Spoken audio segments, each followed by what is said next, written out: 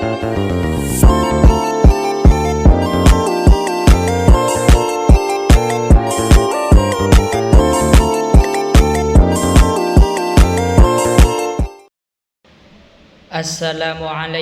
warahmatullahi wabarakatuh. Bismillahirrahmanirrahim. Alhamdulillahi syukran ala nawalih. Wassalatu wassalamu ala sayyidina wa maulana Muhammadin wa alih, amma ba'du. Yang saya ta'zimi taati pengasuh Pondok Pesantren Zainul Hasan Genggong, Kiai Haji Muhammad Hasan Mutawakkil 'alallah SHMM. Yang saya hormati Rektor Universitas Islam Zainul Hasan Genggong, Dr. Abdul Aziz Wahab BAMAG CHCHT. Yang saya hormati Dekan Fakultas Syariah Bapak Imam Syafi'i MH. Yang saya hormati Ketua Program Studi Perbandingan Madhab Bapak Ramdan Wagianto MH. Yang saya hormati pula dosen pengampuh mata kuliah filsafat ilmu, yaitu Ibu Vita Firdausia MH. Langsung saja saya akan menjelaskan tentang sarana berpikir ilmiah. Sarana berpikir ilmiah ini latar belakangnya ialah manusia, hewan, tumbuhan adalah makhluk.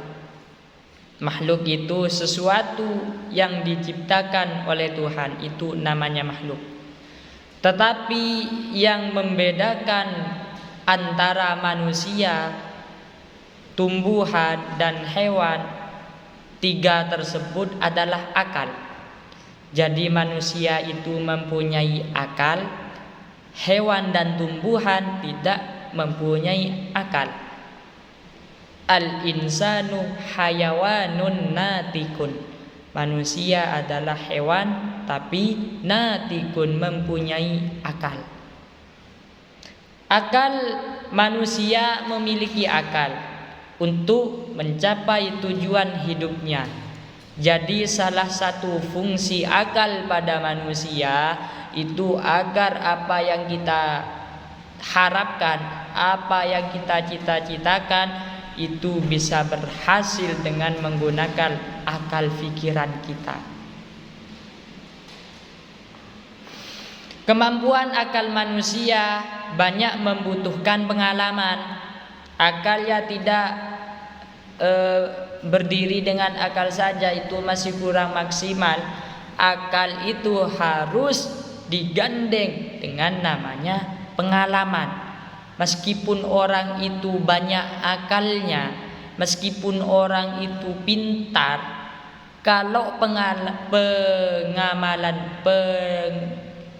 pengalamannya itu sedikit, maka orang itu pastinya tidak akan maksimal dalam melakukan sesuatu. Kalau pengalamannya itu sedikit, meskipun akalnya itu sehat, meskipun akalnya itu banyak. Makanya pelajaran yang paling berharga bagi kita ialah sebuah pengalaman. Dan pengalaman bisa diperoleh dari pengetahuan. Meskipun banyak pengalamannya, kalau pengetahuan itu sedikit, maka orang yang tidak maksimal juga. Adanya pengalaman itu karena adanya pengetahuan. Kalau pengetahuan itu kita tidak ada, maka sulit untuk kita melakukan sesuatu. Kalau kita sudah sulit melakukan sesuatu, yang jelas pengalaman kita itu tidak banyak, dikarenakan kita minim terhadap ilmu pengetahuan. Semakin banyak pengalaman, semakin banyak pula pengetahuan manusia. Dan untuk mengembangkannya, maka diperlukan alat untuk berpikir dengan benar. Tidak cukup dengan berpikir, manusia perlu berpikir secara ilmiah. berpikir secara keilmuan, tidak berpikir sembarangan.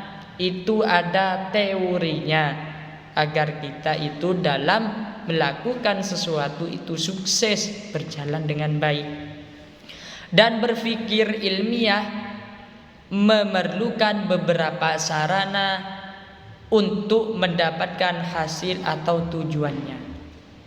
Jadi berpikir ilmiah itu juga ada ilmunya, ada metode atau teorinya agar supaya seseorang itu mendapatkan hasil dan tujuannya yang baik sesuai yang diharapkan. Tujuan dari sarana berpikir ilmiah ini yang pertama untuk mengetahui cara berpikir ilmiah dalam kehidupan yang nyata. Nah, seperti apa cara seseorang itu berpikir terhadap pengetahuan yang berada di dunia ini, itu seperti apa? Itu tujuan pertamanya. Yang kedua, untuk mengetahui sarana apa saja yang perlu digunakan dalam berpikir ilmiah. Apa saja yang perlu kita gunakan untuk berpikir tentang ilmu pengetahuan? Apa saja yang kita perlukan? Metode apa saja?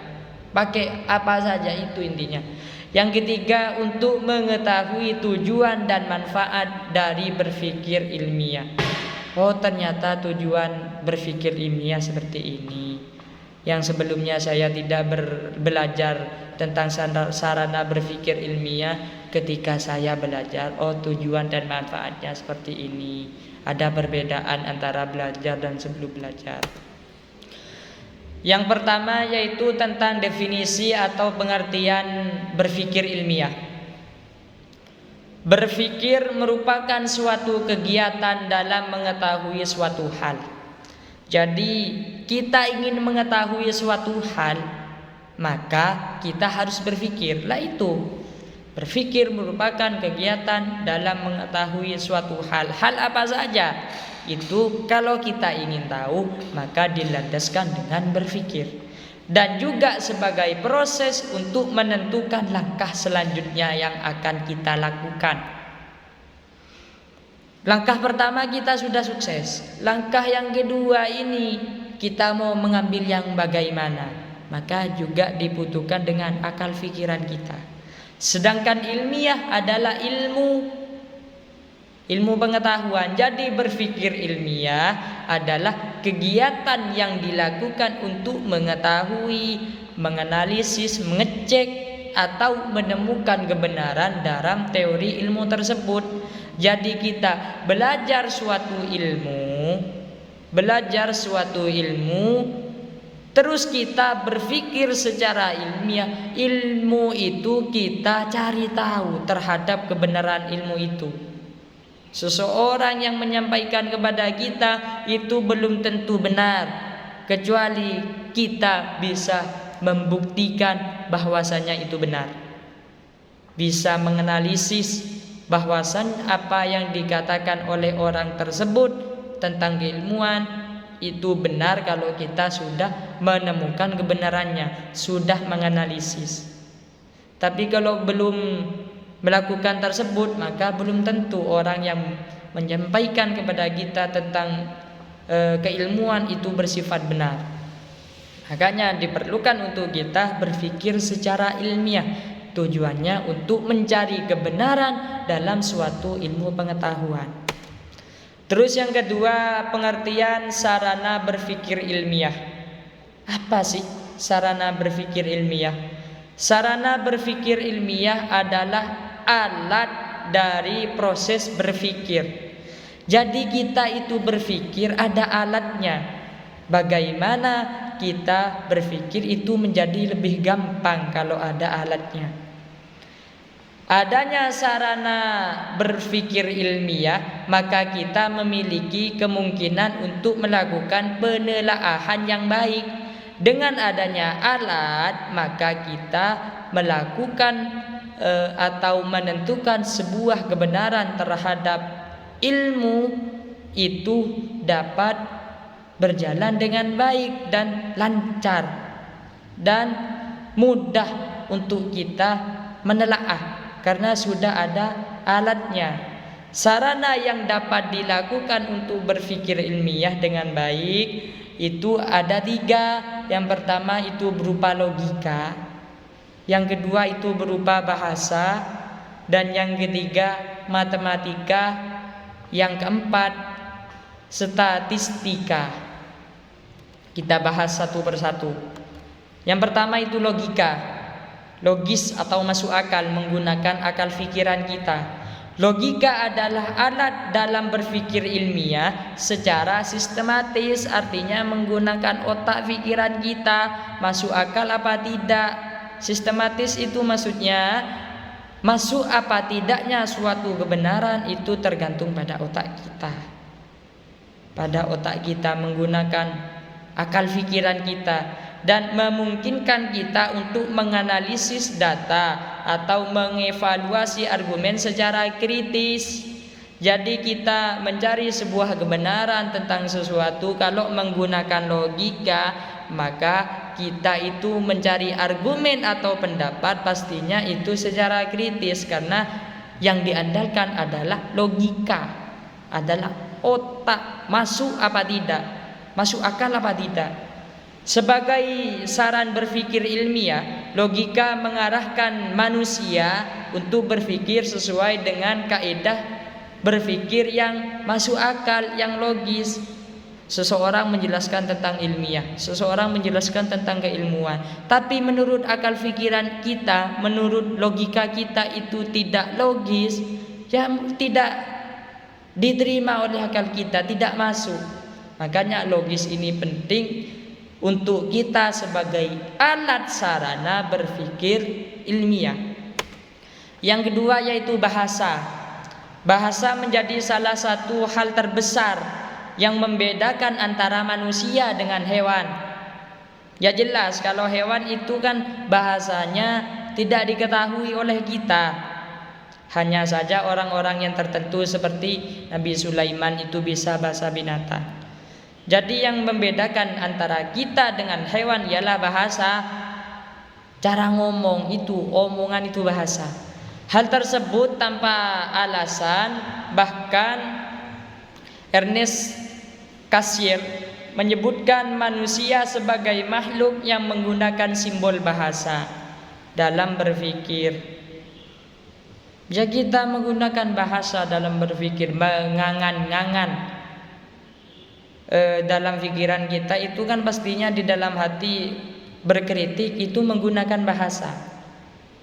Bahasa sendiri menjadi salah satu sarana berpikir ilmiah, karena tanpa bahasa manusia tidak akan bisa berpikir. Mau berpikir seperti apa kalau kita itu tidak bisa berbahasa, tidak ada omong, kan percuma juga. Di pikiran kita itu muncul sebuah pikiran tapi kita tidak bisa ngomong. Ya apa yang mau ditambahkan? Lawang bahasanya itu tidak ada. Maka dari itu sarana ilmiah ini penting sekali. Alatnya ialah bahasa. Karena bahasa munculnya pikiran itu karena adanya bahasa. Dan tanpa adanya bahasa dari kita, manusia mungkin tidak bisa mengenal atau mengembangkan budayanya, tidak bisa mengembangkan bakatnya, tidak bisa mengembangkan hal-hal baiknya. Ya kita hanya berdiri di tempat kalau kita tidak bisa berbahasa, tidak bisa ngomong. Ya cukup gini dah, kan tidak bisa ngomong, tidak bisa berbahasa. Maka dari itu bahasa penting untuk kita agar dapat mengembangkan budaya kita, dapat mengembangkan kehebatan kita, dapat mengembangkan bakat-bakat yang tersembunyi dari diri kita. Terus yang ketiga yaitu matematika.